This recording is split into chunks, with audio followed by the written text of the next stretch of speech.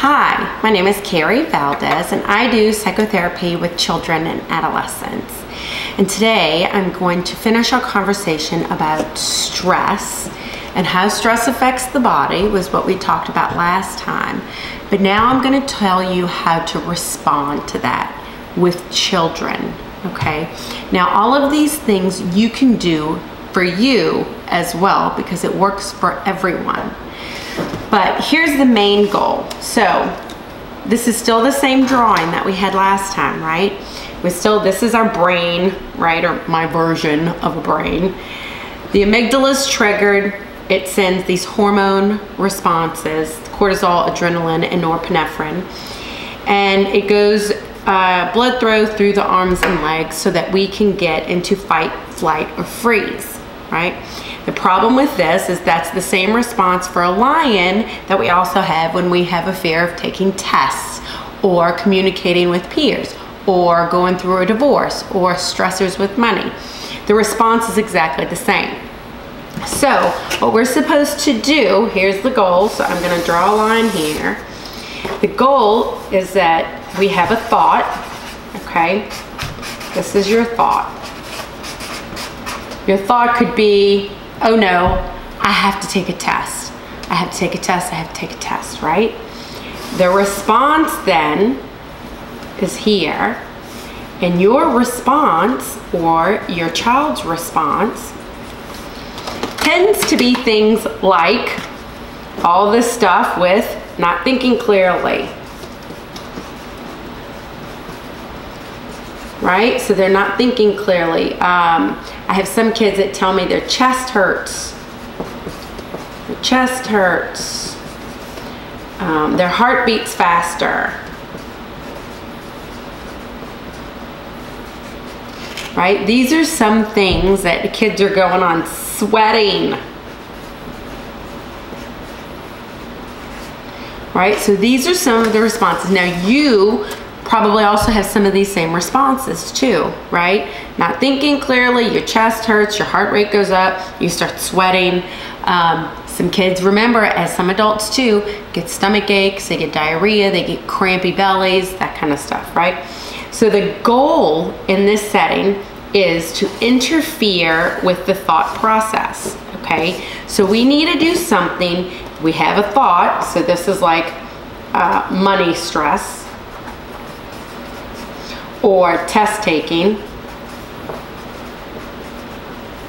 right? That's the thought. Oh my gosh, what am I gonna do with this money? You start having these responses. The goal is to interfere this thought. Now, just an example of how that happens is, have you ever been going like from one part of your house to another part of the house and you can't remember why? You know, you go into the kitchen and you're standing in the kitchen and you're going, why am I in this room? But before you left to go in the kitchen, you had a thought. I need to go in the kitchen to get the keys. I need to go in the kitchen to stir the spaghetti, right? But by the time you got to the kitchen, you lost it because on the way, your thought was interfered with other things like, there's dirty dishes, or look, there's clothes I need to put away. Oh, I forgot to do that. I wonder if I called my mom. I should probably call my mom later. All these things end up happening on your way that interferes with your thought. So when you get to the kitchen, you're kind of standing there going, what am I doing in this room? Now, if I ask any kids that, they totally understand that. They have that experience. They have gone to pick up their shoes and like totally lost track because something blue or something shiny or something like that. But we do it too. Now, that's the good part, is that we've all experienced it, so we know what I'm talking about. So the goal is to have something interfere with it.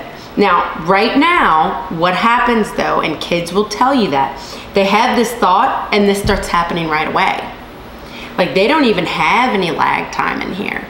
They have a thought about test taking, their chest starts hurting, they start sweating, it starts just like that. Like there is no trigger, it is gone. They are going straight to that physical response. This amygdala being triggered already starts. So what I say to them is, that's okay. When you start having these, you recognize these things, and then we start going backwards as best we can, right? So we kind of need to train ourselves that when we think, I have a math test, and you start to panic, you kind of go, I have a math test, I have to interfere with this thought, and you can actually tell kids that. And ways to interfere with the thought are to change the thought. That sounds quite simplistic, but in all honesty, it's probably the easiest one to do, is to think of something else. I have a math test, my heart rate's starting to go up, I'm starting to panic, I need to think about something else. What am I gonna have for dinner? What's in my lunchbox today? What did my mom say to me this morning? Where am I going this weekend? Come up with something that they like to think about. That's gonna be the easiest thing to do. Now the other thing to do, and this is something that I work with kids all the time, basically any child that I work with, we do breathing. And that is hugely significant. That's part of mindfulness. It's part of them teaching themselves how to be in control of their own bodies and their own emotions. And breathing is the way to do that. So breathing is the best solution to interfere with the thought. Okay, changing the thought is just change the thought. Quit thinking about it, right? Easier said than done, but this is what changing the thought is a good thing. Breathing is really good, okay? So what I tell kids to do is 5 rounds of breathing in to the count of 4 and breathing out to the count of 6.